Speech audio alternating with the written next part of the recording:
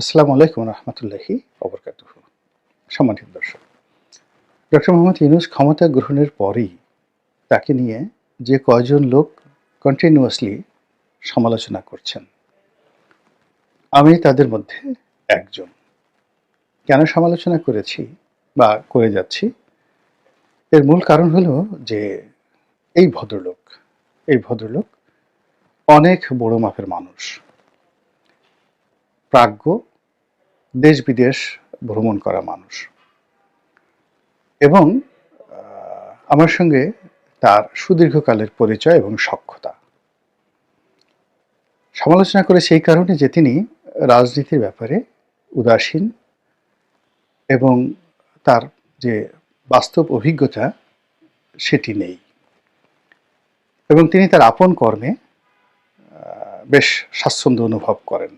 অর্থাৎ তিনি গ্রামীণ ব্যাংক চালান, এটাই তার ধ্যান জ্ঞান। তিনি দেশের বাইরে প্রচুর ভ্রমণ করেন, দেশের বাইরে তার টুকটাক ব্যবসা বাণিজ্য আছে, বিভিন্ন প্রতিষ্ঠানের তিনি উপদেষ্টা। বিশ্বের অনেকগুলো দেশে গিয়ে তিনি নিয়মিত মোটিভেশনাল স্পিচ দেন। এই কাজগুলো করে তিনি আনন্দ পান এবং এটি তার রক্ত মাংসের মধ্যে মিশে গিয়েছে। আমি সাধারণত ট্রাভেল করতে পারি না। অফিস থেকে বাসায় ঠিক আধা ঘন্টা সময়ের জন্য যদি বাসে উঠি, এটি আমার জন্য, বা গাড়িতে উঠি, এটি আমার জন্য খুব কষ্টকর হয়। কিন্তু তিনি ভ্রমণ করতে পারেন। তার এই ৮৬ বছর ৮৮ বছর বয়সে তিনি যথেষ্ট ভ্রমণ করতে পারেন। এখন তাকে যদি বলা হয় আপনি আজকে ব্রাজিল যান, তারপর ব্রাজিল থেকে সাউথ আফ্রিকা আসেন, সাউথ আফ্রিকা থেকে অর্থাৎ দক্ষিণ আফ্রিকা থেকে আপনি আবার হরিয়ানা যান, ইন্ডিয়ার একেবারে উল্টো দিকে। তারপরে হরিয়ানা থেকে আপনি আবার ফ্রান্সে চলে যান, আবার ব্যাংককে আসেন, ব্যাংকক থেকে আবার আপনি ডেনমার্কে চলে যান। এর প্রায়, আমি যে রুটগুলোর কথা বললাম, ট্রানজিট মিলিয়ে ৪৮ ঘন্টা এক একটা ভ্রমণে থাকতে হবে। এবং ডক্টর মোহাম্মদ ইউনূসকে যদি আপনি ১ মাস এভাবে ভ্রমণ করতে বলেন, ওনার মুখে চিরায়ত হাসি দেখবেন এবং উনি একটু ক্লান্ত হবেন না। এটা ওনার অভ্যাস হয়ে গেছে। কিন্তু ওনাকে যদি বলেন টেকনাফে গিয়ে আব্দুর রহমান বদির সঙ্গে একটু বৈঠক করেন ঘণ্টাখানেক, তারপর রাজনৈতিক দলগুলোর সাথে একটু বৈঠক করেন, একটু নিউ মার্কেটে গিয়ে কাঁচা বাজারে গিয়ে কাঁচা বাজারের লোকজনের সামনে একটু বক্তব্য দেন, দেখবেন ভদ্রলোক হয়রান হয়ে গেছেন। তো এই যে তার যে রাজনীতি বিমুখতা, অথচ রাজনীতি দ্বারা তিনি ক্ষতিগ্রস্ত, আবার রাজনীতির প্রতি তার যে কামনা নেই, এটাও কিন্তু বলা যাচ্ছে না। তো এই কারণে যেহেতু তিনি একটা চেয়ারে বসে গেছেন, ওই চেয়ারটা ওয়ান ওয়ে ট্রাফিক, তিনি ইচ্ছে করলে ওখান থেকে যেতে পারবেন না। এবং তাকে তার এই যে চেয়ারে বসার পরিণতি, সেটা শুভ হোক অশুভ হোক, এই পরিণতি ভোগ করে সেখান থেকে যেতে হবে। তো কাজেই তার একজন শুভার্থী হিসেবে, যেহেতু আমার যতটুকু অভিজ্ঞতা আছে, সেই অভিজ্ঞতা নিয়ে আমি তার সমালোচনা করছি এবং করে যাব, যেন তিনি সতর্ক হন। এতকাল যে সমালোচনা করেছে, সেই সমালোচনার এখন যে বাস্তব রূপ, সেই বাস্তব রূপ হলো ডক্টর মোহাম্মদ ইউনূসের অনেকগুলো সফলতা, এটা যেভাবে প্রকট হয়ে উঠেছে, আবার অনেকগুলো ব্যর্থতা সেটিও কিন্তু প্রকট হয়ে উঠেছে। তিনি যদি সফল হন, এবং সফল না হওয়া ছাড়া তার রক্ষা নেই, তিনি এবং তার যারা আত্মীয় স্বজন, তার যারা লোকজন, এমনকি গ্রামীণ ব্যাংকের একটা পিয়ন, ড্রাইভার, দারোয়ান থেকে শুরু করে গ্রামীণ ফোনের সকল কর্তা কর্মচারী এবং তার এই উপদেষ্টা মণ্ডলী এবং তাকে সমর্থনকারী যে সমস্ত লোকজন রয়েছেন, বিশ্বাস করেন এ সকল মানুষের কারোর পিঠের চামড়া থাকবে না যদি উনি ব্যর্থ হন। তো কাজেই যারা তাকে সমর্থন করেছেন, তাকে ডেকে এনেছেন, তাদের সবার পবিত্র দায়িত্ব তাকে নির্মোহভাবে সমালোচনা করা এবং নির্মোহভাবে তার কাজের প্রশংসা করা।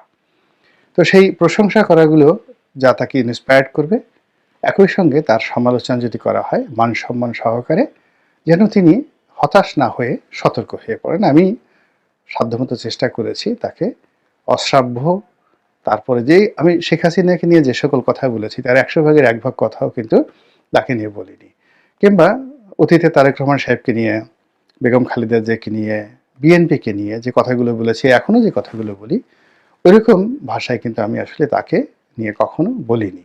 এর কারণ হলো তার যে বয়স, এই বয়সে অভিমানটা খুব বেশি হয়ে যায় এবং হতাশা মানুষকে খুব পেয়ে বসে তার এই বয়সে। তো সেই কারণে আমি ধীরে সয়ে তারপরে তার সমালোচনা করি, এক।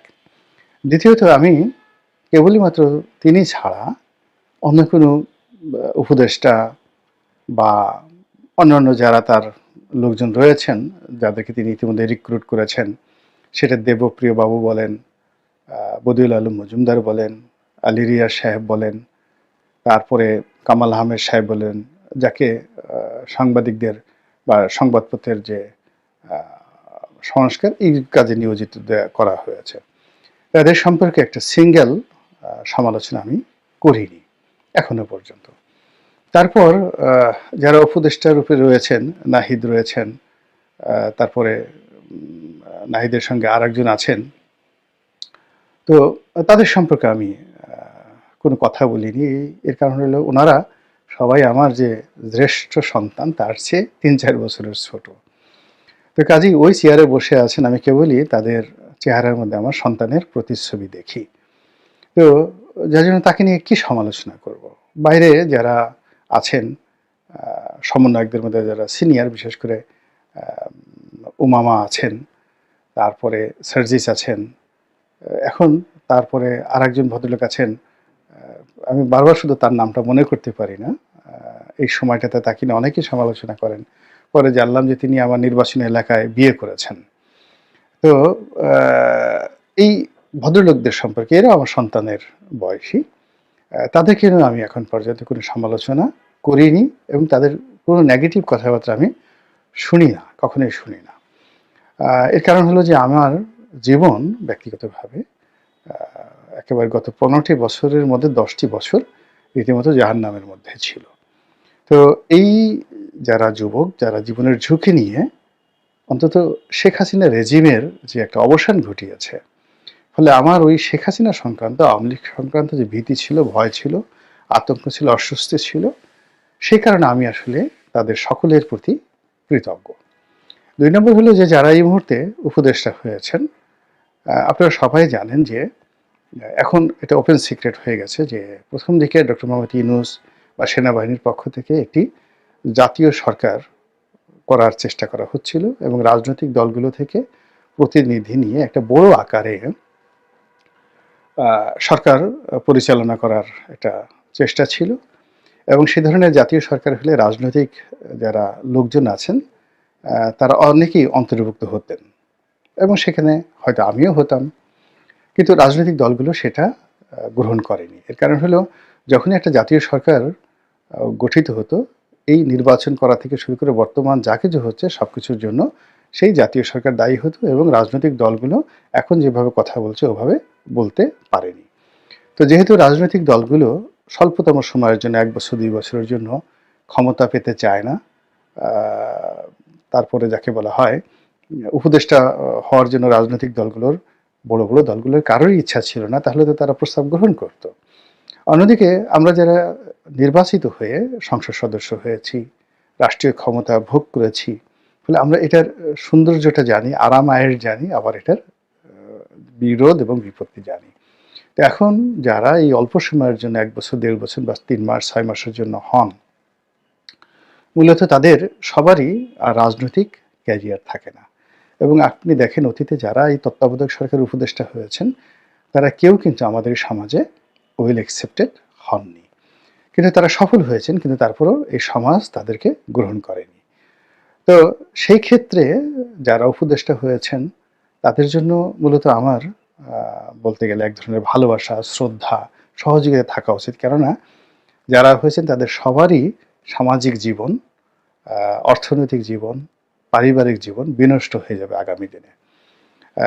যারা রাজনৈতিকভাবে পরীক্ষিত লোক, যেমন ধরুন মির্জা ফখরুল ইসলাম সাহেব, মির্জা আব্বাস, কিংবা বিএনপির প্রথম সারির 100 জন নেতাকে যদি বলা হতো উপদেষ্টা হওয়ার জন্য, কেউ কিন্তু হতেন না। এর কারণ হলো তিনি যেই মুহূর্তে উপদেষ্টা হতেন সঙ্গে সঙ্গে বিএনপির সঙ্গে তার রাজনৈতিক সম্পর্কটা কাট অফ হয়ে যেত। তিনি জীবনে আর কখনো বিএনপি, আওয়ামী লীগ কোনো দলের মনোনয়ন তিনি আর পেতেন না। তো কাজেই এই সকল লোভ, এই সকল লালসা বাদ দিয়ে যারা উপদেষ্টা হয়েছেন, আপাতত তারা কাজ করছেন। কেউ হয়তো ঈর্ষাপরায়ণ হচ্ছেন, কিন্তু অন দ্য লং রানে তারা বলতে গেলে অনেকটা কুমারী পূজা হয় হিন্দুদের মধ্যে, যে মেয়ে কুমারী পূজাতে বসে তার নাকি আর জীবনে কখনো বিয়ে থা হয় না।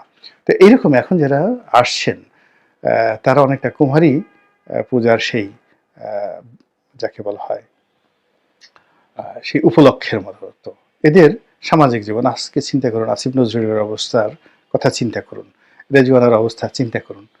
ওনারা আগামীতে টেলিভিশনে গিয়ে কোনো কথা বলবেন, একা একা রাস্তায় চলবেন, এটা একেবারে অসম্ভব বিষয়। তো কাজেই তাদের জন্য দোয়া করা, তাদেরকে সহযোগিতা করা, তাদেরকে ইন্সপায়ার্ড করা যেন তারা সফল হন। অ্যাট লিস্ট যেন আমরা যারা আবার ক্ষমতায় আসতে চাই আমাদের জন্য একটা পথ করে দিতে পারেন, এতটুকু সহযোগিতা দরকার। তো এই জন্য ডক্টর মোহাম্মদ ইউনূসের যে সমালোচনা যেটা করেছি, এটা বিদ্বেষপ্রসূত নয়, এখনও নয়, এবং সেগুলো তাকে সতর্ক করার জন্যেই করেছি। এবং আজকেও যে কথাগুলো বলছি সেটা হলো সমালোচনা নয়, তার সফলতার অনেকগুলো যাকে বলা হয় সিঁড়ি তিনি ইতিমধ্যে তৈরি করে ফেলেছেন।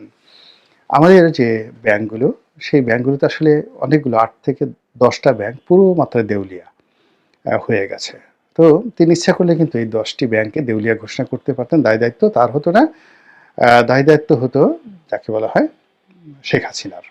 আর যত ঝামেলায় পড়তেন মালিক এবং যারা গ্রাহক তারা। কিন্তু তিনি ঝুঁকি নিয়ে এই ব্যাংকগুলোকে এখন পর্যন্ত বাঁচিয়ে রেখে মূল স্রোতের সঙ্গে অ্যাডজাস্ট করার চেষ্টা করছেন। এটা একটা বিরাট সফলতা। দেশে ডলার সংকট কমেছে, তারপর দেশে ফরেন রিজার্ভ বেড়েছে, আমদানিতে একটা গতি এসেছে, আমদানিতে গতি এসেছে, এবং এক্সপোর্ট যে আপনি এক্সপোর্ট প্রমোশন ব্যুরোর যে রিপোর্ট, আপনি দেখবেন যে এক্সপোর্টটা কিন্তু ঘুরে দাঁড়িয়েছে এবং নতুন কোনো বিনিয়োগ হয়নি। তারপরে বিদেশি বিনিয়োগ, যেটা ফরেন ডাইরেক্ট বিনিয়োগ বলে, সেগুলো হয়নি, কিন্তু তারপর এক্সপোর্ট বেড়েছে, আমদানিও বেড়েছে। আয়করের অবস্থা ভালো না, এটা সত্য, এটাও হয়তো ঠিক হয়ে যাবে। সবচেয়ে বড় বিষয়টি ডক্টর মোহাম্মদ ইউনূস সরকারের সফলতা হলো সরকার নিজে উদ্যোগী হয়ে, এই সরকারের যারা কর্তা ব্যক্তি, প্রতিহিংসা পরায়ণ হয়ে কাউকে আক্রমণ করেননি, কারো বিরুদ্ধে নিজেরা মামলা দেননি, এবং সরাসরি এটা ডক্টর ইউনূসের নির্দেশে হয়েছে, আসিফ নজরুলের নির্দেশে হয়েছে, এমন কোনো যে রাষ্ট্রীয় কুকর্ম এখন পর্যন্ত আমরা দেখিনি। যেগুলো মামলা মোকদ্দমা হয়েছে এর সবই রাজনৈতিক, এবং এর সঙ্গে রাজনৈতিক পান্ডা, গুন্ডা, বদমাইশ লোকজন জড়িত, এবং ওটা নিয়ন্ত্রণ করার ক্ষমতা ডক্টর ইউনূস দূরের কথা, ওখানে নেপোলিয়ন বোনাপার্ট আসলেও এই অল্প সময়ের মধ্যে সেটা সম্ভব ছিল না। তো এই যে সরকার এখনো পর্যন্ত প্রতিহিংসা পরায়ণ হননি, কিংবা ডক্টর মোহাম্মদ ইউনূস নিজে ক্ষতিগ্রস্ত হয়েছেন, সেই ক্ষতির জন্য তিনি ঠিক ওইভাবে শেখ হাসিনা যেভাবে আক্রমণাত্মক ভাষায় কথা বলতেন, তো সেইভাবে তিনি এখন পর্যন্ত কথা বলেননি। এগুলো খুবই প্রশংসার দাবিদার। এরপর হলো সরকার যেটা করছে সেটা হলো পাবলিক সেন্টিমেন্টকে কিন্তু তারা পাত্তা দেওয়ার চেষ্টা করছে। সেটা একজন ইউটিউবার বলুন, কিংবা ফেসবুকে একটা স্ট্যাটাস হোক, কিংবা ছাত্র জনতা সচিবালয়ের সামনে যখন আসেন, এদের কারোর সঙ্গে কিন্তু সরকার নিষ্ঠুরতা দেখাচ্ছে না। এটা আপনাকে দুর্বলতা বলতে পারেন, কিন্তু নিষ্ঠুরতা দেখাতে যদি তারা চাইতেন, এটা কিন্তু দেখানো যেত। আমাদের দেশে ইতিহাস হলো যে যতই বলেন না কেন, আসলে রাষ্ট্রীয় বাহিনীর সামনে কেউ দাঁড়াতে পারে না। তো সেই নিষ্ঠুরতা সরকার এখনো পর্যন্ত দেখায়নি। এরপর রাষ্ট্রীয় কতগুলো বাহিনী, যেমন ডিবি, তারপরে ডিজিএফআই, এনএসআই, এই বাহিনীগুলোর যে দৌরত্ব ছিল, বিশেষ করে বিভিন্ন জায়গাতে তারা যে সমস্ত অপকর্ম করেছে শেখ হাসিনার জমানাতে, এখনো পর্যন্ত এই জমানাতে গত ৫-৬ মাসে এই বাহিনীগুলোর যাকে বলা হয় অপতৎপরতা আমরা দেখতে পাইনি। একটা ক্রস ফায়ার এখন পর্যন্ত হয়নি এই ৫ মাসে। তো এইগুলোকে যদি তিনি মূল থিম হিসেবে ধরেন, তার সঙ্গে সঙ্গে আরও বলার মতো আরও অনেক কিছু আছে।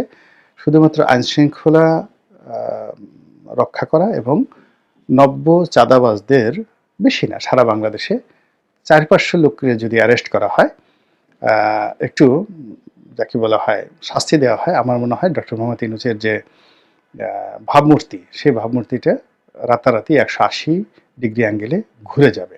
অর্থাৎ এখন তাকে সবাই যেভাবে দুলাভাই মনে করছেন, মামা মনে করছেন, তাকে খুব চিপ মনে করছেন, তার তো কিছু করার দরকার নেই। আলটিমেটলি বাংলাদেশের ৪০০ বা ৫০০টি উপজেলা বা ৬৪টি জেলা, প্রত্যেকটা উপজেলা এবং জেলাতে অন্ততপক্ষে ৪ থেকে ৫ জন লোক ইতিমধ্যে গণধিকৃত হয়ে